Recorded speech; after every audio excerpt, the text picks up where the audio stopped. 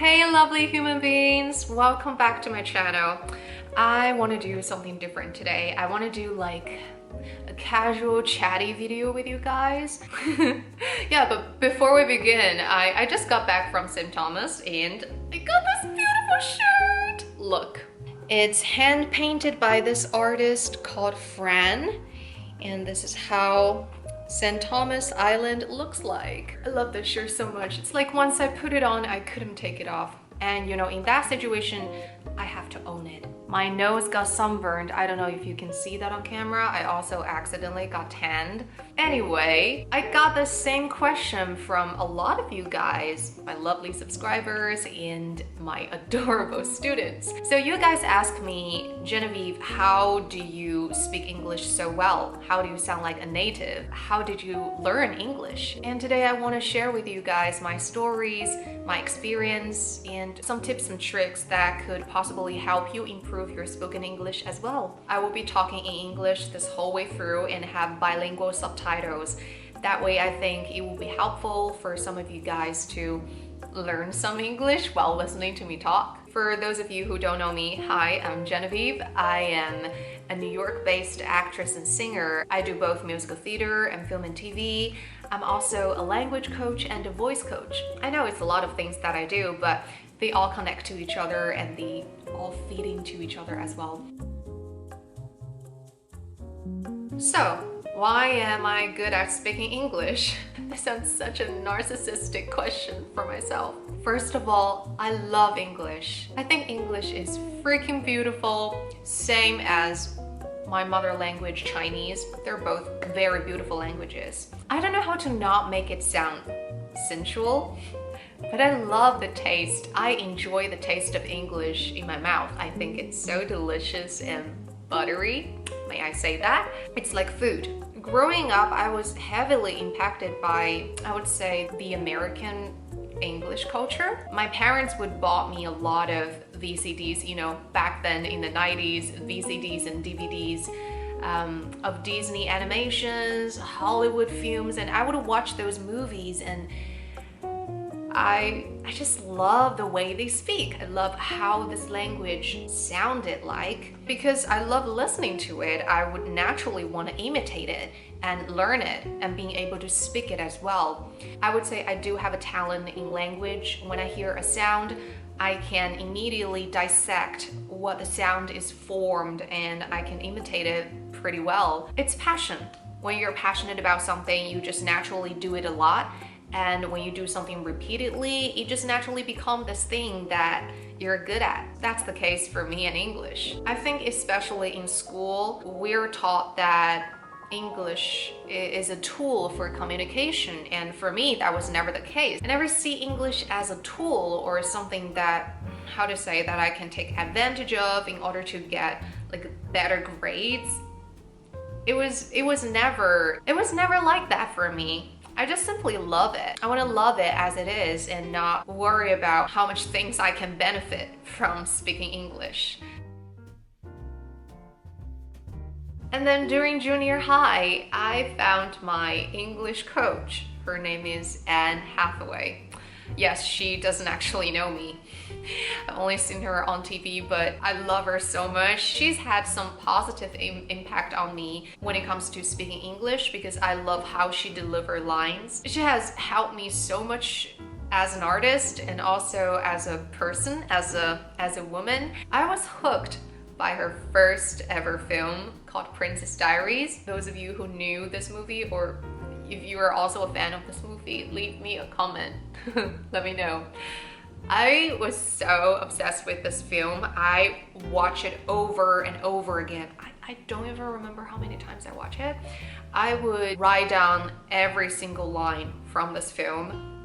I wrote them down on my notebook and I would watch, listen, and repeat, watch, repeat, watch, repeat. And that's basically how I learned to speak English. That's really it. By just watching one film and really dive deep into it. I truly wish I could meet Anne Hathaway one day and just thank her in person for a lot of things. So for those of you who has an idol, or if you like a certain public speaker or movie character or writer or TV host or even like animation character, whoever you enjoy listening to, just listen to them and learn English from them. It could be as simple as that. Seriously, just choose someone to guide you. I think that's one of the best ways. Speaking of improving English, as of right now, I've been in the US for over 7 years. When I first came here, I felt pretty good about my English, but I would get feedback from some teachers and some casting directors telling me you have a little accent, and if you want to work here as an actor, you have to get rid of it. I felt lonely and isolated sometimes because I would compare myself to my American classmates, and when I go into auditions, 90% of the time, people are not gonna care where I'm from. It's like you're competing with all the other Americans and nobody's gonna have compassion for you or have sympathy over your situation and think, oh, she's not born and raised in the US and English is not her mother language, so maybe we should lower our standard for her. You know, nobody thinks like that. You're either good for the role or not. My profession as an actor demands me to speak good English. A huge part of my job is to deliver lines to the audience. There's no excuse. And over time I realized I have nobody to blame. I am the one who chose to come here. Nobody forces me to come to New York. I am the one who wants to do this actor, artist, singing career in the US. So I need to take responsibility over my actions. And if I want to make it happen here, then I gotta be the best I can be. I worked very hard in English. And until one day I went to parties and I met people who saw me for the very first time. And in multiple occasions, I've heard people tell me, wow, I can't believe you were from China. You sound like you were born here. And that was the moment I'd go, yes, I made it. Another major point I want to make when it comes to improving my fluency is through auditions. We actors, when we get invited to an audition, we get sides. So sides are scenes being taken from this movie or TV show or a stage show that you're auditioning for, this production. Usually you have like 1 or 2 days to prepare for it, or a week, 2 weeks. That would be like a very lucky case. But usually like 2 or 3 days. The sides can vary from you have 1 or 2 lines or you have 7 to 10 pages. It's our job to memorize the lines and perform them in the audition. Usually when you go into an audition, you can have the sides in your hands. So if you want to look down for what's your next line, you can do that.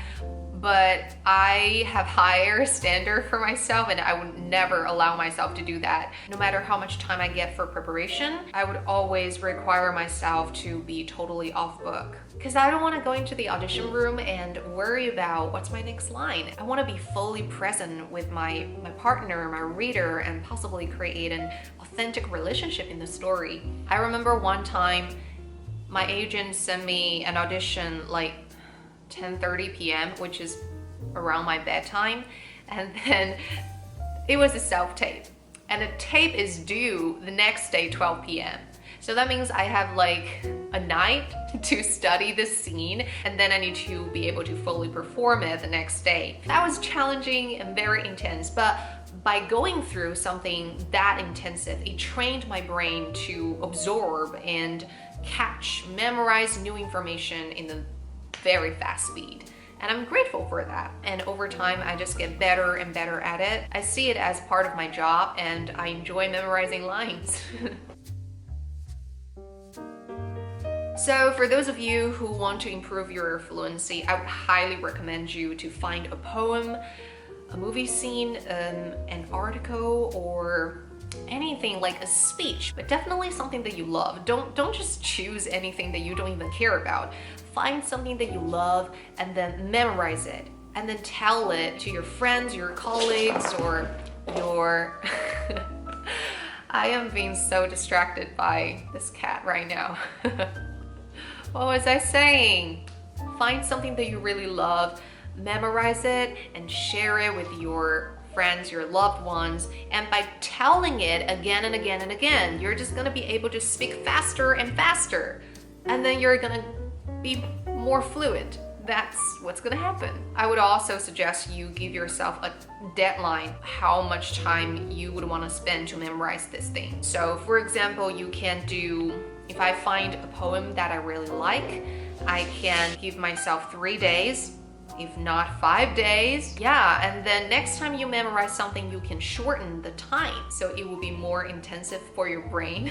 It's like a brain workout, memorization workout. And I think it really works. And over time, your memorization is gonna improve and you don't need to spend as much time as before to memorize the same thing. Cool. I hope you guys enjoyed my journey. Overall, I would challenge you guys to discover some beauties in English that you've never considered before and find meanings in it. Don't just learn something blindly. At the end of the day, English is not about being perfect. It's about self-expression, communications, and building deeper connections with people, and that's a beautiful thing to do. Thank you guys so much for watching. Let me know if you like this type of chatty video in English. I can make more of these in the future. And let me know what kind of topics you want me to talk about. Singing, acting, auditions, life in New York, how to survive on your own, how to deal with anxiety, depression, socializing. I feel like I'm pretty open to talk about a lot of stuff, so just let me know and I'll give it to you. If you like this video, give me a thumbs up, share this video, and subscribe to my channel if you haven't already. That would mean a lot to me. And I shall see you next time. Bye!